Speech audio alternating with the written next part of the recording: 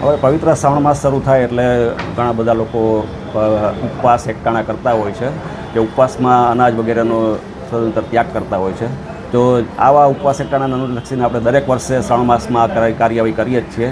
તેના અનુસંધાને આપણે ગઈકાલે જે પરમ દિવસે સોમવાર હતો તો સોમવારે વધારે લોકો ઉપવાસ એકટાણા કરતા હોય છે. સોમવારે આપણે સઘન ડ્રાઈવ કરતા હોય છે દરેક ઝોનમાં ટીમ બનાવીને અલગ અલગ.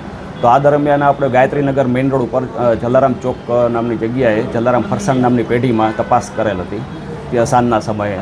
આ સમયે ત્યાં 90 કિલો જેટલી આશરે પેટીસ તૈયાર જોવા મળે. જેના રો મટીરિયલ અંગે પૂછતા તેણે જે થેલો બતાવેલ લોટનો તેમાં મેઇઝ સ્ટાર્ચ લખેલું જોવા મળે હતું.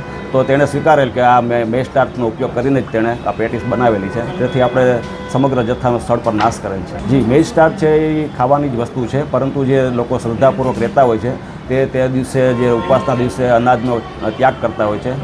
મકાઈ છે એ અનાજમાં ગણાય છે, જેથી લોકો તે આરોગતા નથી હોતા ઉપવાસ એકટાણા કરનાર લોકો. તો તે જે છે એક જાતની છેતરપિંડી છે લોકો. જે સર્વપ્રથમ તો આપણે સ્થળ ઉપર જેટલા પ્રમાણમાં મોટા પ્રમાણમાં જે ખાદ્ય ચીજ કે રો મટીરિયલ તેનો નાશ કરતા હોય છે તે જે પણ નુકસાન છે એ સિવાય આપણે નોટિસ આપતા હોય છે. તે સિવાય આપણે તેના ખાદ્ય ચીજના નમૂના પણ લઈ અને વડોદરા લેબ ખાતે મોકલતા હોય છે.